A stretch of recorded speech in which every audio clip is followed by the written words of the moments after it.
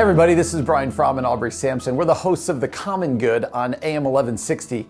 And Aubrey and I are excited about this year's Lift 2021 virtual presentations on the topic of mental health and wellness for pastors and for church leaders. Yeah, every week in the month of July, we'll be releasing a brand new virtual presentation around the topic. You are not going to want to miss any of them. You can find all of the presentations at 1160hope.com/lift. And we are thrilled this week because we're joined by Dr. Jamie Aten. He is the executive director and founder of the Humanitarian Disaster Institute at Wheaton College. Dr. Aten is a disaster psychologist who helps others navigate mass humanitarian and personal disasters with scientific and spiritual insights. We are so excited to share this message with you from Dr. Aten as part of Lift 2021. Hi, my name is Dr. Jamie Aten. I'm the founder and co-director of the Humanitarian Disaster Institute at Wheaton College. I'm also the lead developer of Spiritual First Aid, which I'm really looking forward to being able to spend the next few minutes together sharing about. I actually started off my career in youth ministry, and early on I realized that I wasn't really prepared for so many of the needs that the youth were bringing into the church on a weekly basis, which that led me to go on to study psychology and become a psychologist. Then 6 days after I graduated, I moved to South Mississippi when Hurricane Katrina hit. So we had just moved in, didn't even realize the storm was coming our way because we didn't have cable yet. Our cell phones, we had just moved from Chicago, it had no signal, which by the way, if you want to email me later, glad to tell you who that phone carrier was. But we knew no one when I left work on Friday. And so we had no idea that the storm had shifted and was now actually coming toward our own community that we just moved into. It wasn't until, that is, we went to church that Sunday morning before the storm hit. I'll never forget the pastor slowly walking up to the podium and leans in, and you could just feel the weightiness of that moment. And he goes on to share about, well, if you remember Camille, you know what I'm about ready to share. And in that moment, my wife leans over and asks, honey, who's Camille? To which I leaned over and jokingly respond, she must be in the Old Testament. Well, I quickly learned just how wrong I was. The pastor went on to talk about how Camille had actually been one of the worst natural disasters to ever strike the U.S. And now Katrina was looking to be much worse. So my wife and I, we were trying to figure out, what do we do? We've never been through a situation like that before.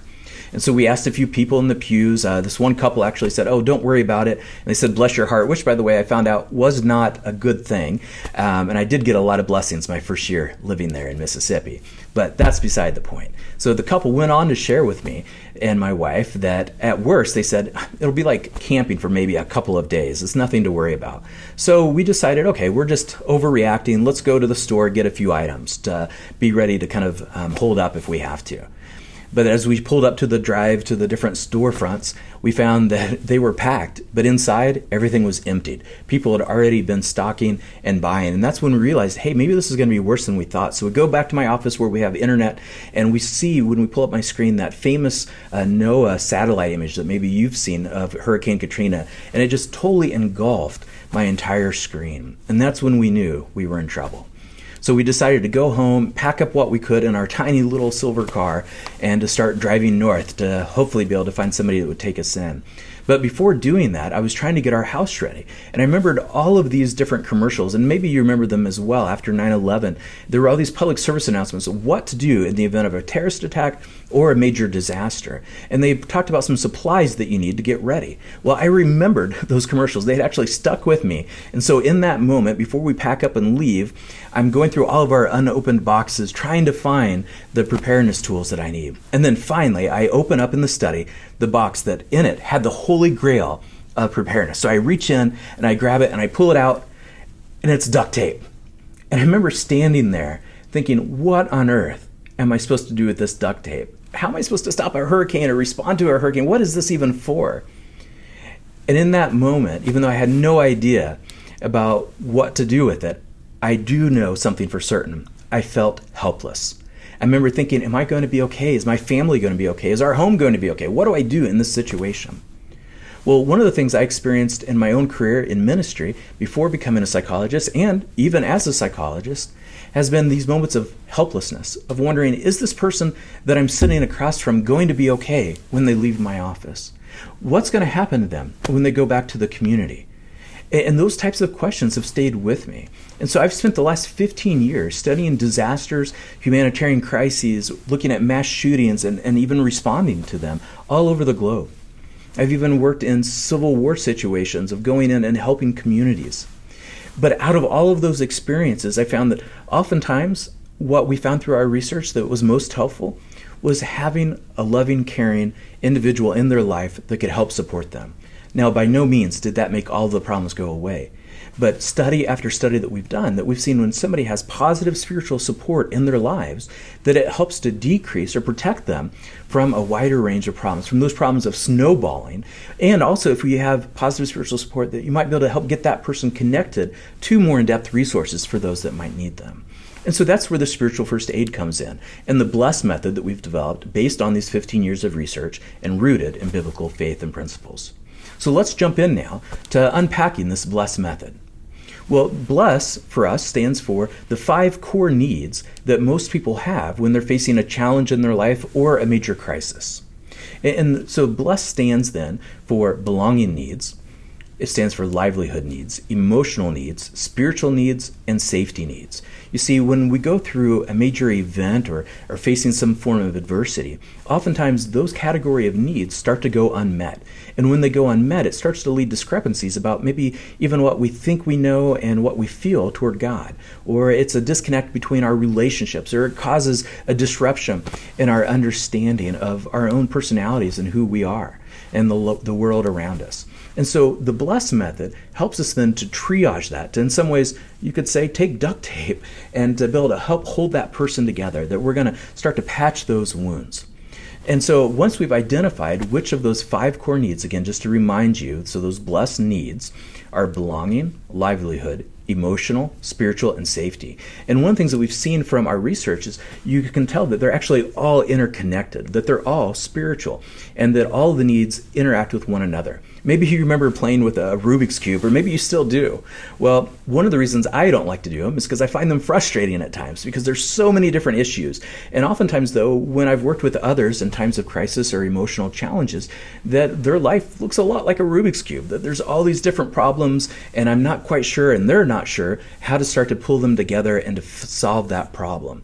But one of the things that I asked one of my good friends that was one of those people that is kind of almost obnoxiously good at completing them, the type that can just seemingly figure it out no problem at all. Well, he said, Jamie, the reason why you can't do it is you're trying to see all of the problems at once. Instead, focus in on what's the one tile that you want to start with, and just focus on that. And he goes, what happens? Well, it shifts everything. And that's the same thing when we're using the BLESS method, that if we focus on one need, that primary need, and help to shift it, we're actually shifting everything in that person's life. And so you can know that if it's even taking care of a tangible livelihood need, you're also ministering to their spiritual needs at the same time. So how do we actually go about implementing the BLESS method? Well, the first thing that we want to do is start with the place of humility, of knowing our own strengths and weaknesses, and recognizing that we aren't the actual expert of that person's state of mind or what they're going through, but rather they are the expert of their own needs. So it helps us to be more other-oriented. So once we've grounded our help in humility, the next step is that we want to provide practical presence. This is where we enter into that relationship. We engage with someone in a way that we're truly fully present, that we're in the moment with that individual. I mean, when was the last time somebody asked you how you were and actually meant it, or actually paused to listen? If you've experienced that, when somebody's truly listening, you know just how powerful it is. But practical presence goes beyond just being in the moment. It goes into taking care of those basic needs that that person might have, and in this case, the BLESS needs that we've been talking about. The next step is that you want to start to triage what the needs are. Go back to that Rubik's Cube analogy for just a moment. Many of the people that you encounter helping in your church likely have just about as many problems as a Rubik's Cube has tiles. So instead of trying to solve everything at once, just ask that person, what is that one thing that I could help you with today? Or what's that one part in your life that's causing you the most distress? Also, as you're listening to them, you've probably learned that not everybody is always aware of what that need might be. So you're also going to make sure that you're using observation to see what types of behaviors, what types of ways are they interacting that might give you useful information. Now, one of the things that I have found most often with people that are providing help to others is that they like to jump straight ahead to the action, right? That we all want to fast forward to the action part. When in reality, if we're using spiritual first aid, whether it's in a 5-minute interaction or an hour-long interaction with somebody else, most of our time should actually be in that practical presence. Think about the story of Job, that we often think about how bad his friends were. He talks about like, oh my goodness, my friends show up and now you're just heaping the pain and rubbing the salt into the wound, to paraphrase, even worse. But if we go back and actually read the whole story of Job, you see at first his friends just showed up and they were there with him. It wasn't until they opened their mouth, that they took action, that they actually caused harm. And unfortunately, way too many of us make the same mistake that Job's friends have made. And it's something that all of mankind has been continuing to struggle with. So I want to encourage you, as you're interacting, know that there is something powerful about being in presence and listening and attending. That in fact, your presence says more than any words that you might say. And so as you've started to triage and narrow down the focus, now what you're going to do is actually take action. And you're going to intervene by choosing from one of 5 core interventions that matches each one of the different needs. So for belonging needs, you're going to focus on providing positive spiritual support. For those that are maybe struggling with livelihood needs, you're going to focus on equipping them with spiritual resources. For individuals that may be really struggling to get the need met of their emotions and their well-being in that way, then we're going to help them by giving space to lament. And it's important to remember that lament is grief anchored in hope. So we're bearing witness to what they're going through. We're not trying to process everything. We're just there in the moment, and we're helping to take the weight of those emotions off for just a moment, that we're creating a holding space for them. Or maybe that person that you're sitting across with is struggling with questions of faith. They're asking, why would God let us go through this? Why would this happen to me? I mean, I'm a good person. I recycle. I don't understand this. Well, if that's the case, we want to now intervene with the spiritual intervention of spiritual coping to help them think about how might prayer or scripture or other parts of their faith that could be engaged in healthy ways help them get through what they're facing. And then maybe it may be that you're talking with somebody who's having an unmet safety need, that they could potentially be a harm to themselves or someone else, or maybe they're living in a home that's unsafe. And so you want to make sure that you always prioritize, though, even if there's another issue, anything safety oriented always has to come first. And so your goal, again, is to focus on being present, to identify that kind of core unmet need.